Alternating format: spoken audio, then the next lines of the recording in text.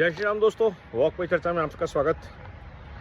पंजाब में आम आदमी पार्टी की सरकार ने किसानों पे बुलडोजर चलाए, उनके टेंट फाड़ के फेंक दिए और किसान आंदोलन को एक झटके में ख़त्म कर दिया।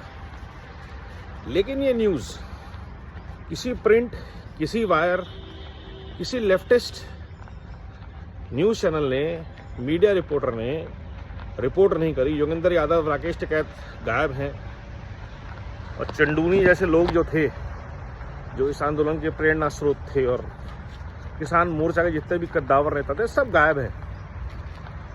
क्यों? क्योंकि सबको पता था कि ये जो आंदोलन चल रहा है ये फंडेड है, ये किसानों के हितों के खिलाफ काम कर रही ताकतों का आंदोलन है। ये उस भ्रष्ट नेटवर्क का फंडेड आंदोलन है जो कभी नहीं चाहते कि किसानों का भला हो। ये गरीबी हटाओ का नारा ज़रूर लगाते हैं, जय जवान जय किसान का नारा ज़रूर लगाते हैं, लेकिन ना किसानों के लिए, ना गरीबों के लिए, ना जवानों के लिए कभी ये कुछ करते। और क्योंकि मोदी सरकार समाज के हर वर्ग के लिए कुछ ना कुछ ऐसा कर रही है जिससे कि वो वर्ग अपने आप को अपना सशक्तिकरण महसूस करता है, चाहे वो महिलाएं हो, चाहे वो युवा हो, चाहे वो किसान हो, चाहे वो जवान हो। हर वर्ग के लिए कुछ ना कुछ सरकार योजनाएं बना रही है। और सबसे बड़ा जो इम्पैक्ट आता है उन योजनाओं से भ्रष्टाचार का, बीच में पड़ रहे दलालों का अंत होता है। और किसानी में सबसे बड़ा जो गेम है वो है आड़तियों का, मिडलमैन का, मंडी में बैठे लोगों का। मोदी सरकार ने 10 साल में चरवते चलते चलते धीरे धीरे बहुत सारे सुधार लेके आए किसानों के लिए। किसान क्रेडिट कार्ड से लेकर के loans, urea coating, new markets, FPOs, बहुत सारे।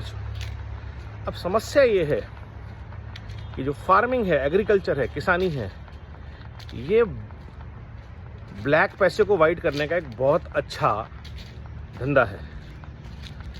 आप देखिए, बहुत सारे पॉलिटिशियंस किसान हैं, खंडाला में, हिल स्टेशंस में। क्यों?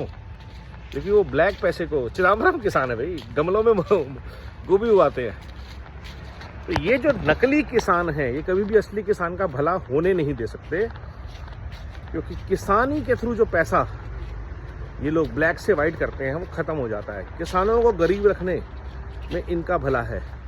अगर कोई आनंद जैसा मॉडल, अमूल जैसा मॉडल देश के 10,000 ग्रुप्स के पास पहुंच गया और वो सशक्तिकरण की राह पे चल पड़े, गांव से जुड़ी महिलाओं का भला हो गया, किसान अगर ट्रेडिशनल फसलों से हट गया और उसने प्रोग्रेसिव फार्मिंग शुरू कर दी, तो इन सब नेताओं का पॉलिटिकल कंट्रोल खत्म होता है। दूसरा और उससे इम्पोर्टेंट बात, किसान को हमेशा लाल सलाम की मानसिकता से जोड़ के रखना ही चंडूनी, योगेंद्र यादव, अखिलेश, राहुल, केजरीवाल, इन सब का मॉडल है।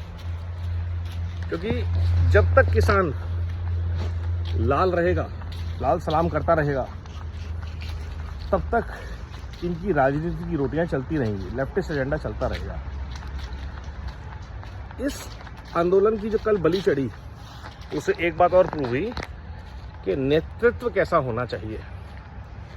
एक नेतृत्व देश के पास है मोदी जी जैसा, जो देश को एक डिफाइंड गोल की तरफ, दिशा और दशा दोनों ठीक करने में सुदृढ़ रूप से लगे हुए हैं। और एक है नेतृत्व केजरीवाल, राहुल और अखिलेश जैसा, लालू के बेटे जैसा, शरद पवार जैसा, जिनका एकमात्र गोल सत्ता है,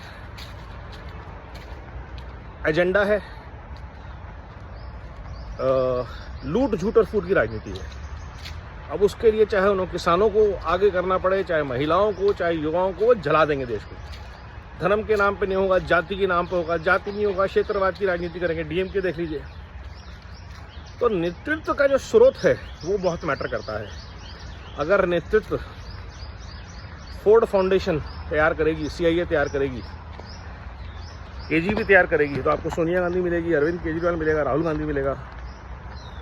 और अगर नेतृत्व आरएसएस तैयार करेगी तो आपको मोदी मिलेंगे, योगी मिलेंगे, देवेंद्र फडणवीस मिलेंगे, मोहन जी मिलेंगे, और ऐसे लोग मिलेंगे, रेखा गुप्ता जी से मिलेंगे, स्मृति ईरानी मिलेंगी, भारत की संस्कार और संस्कृति से जुड़े लोग जो जोड़ना जानते हैं, जो भ्रष्टाचार के खिलाफ कुछ करने में इंटरेस्ट है, परिवारवाद जिनके ऊपर आज की डेट में हावी नहीं है, परिवार सबके हैं, हावी नहीं हुआ है, और एक ऐसा संगठन है जो इसको हावी होने नहीं देगा, इसका आश्वासन है, और वो संगठन है आरएसएस।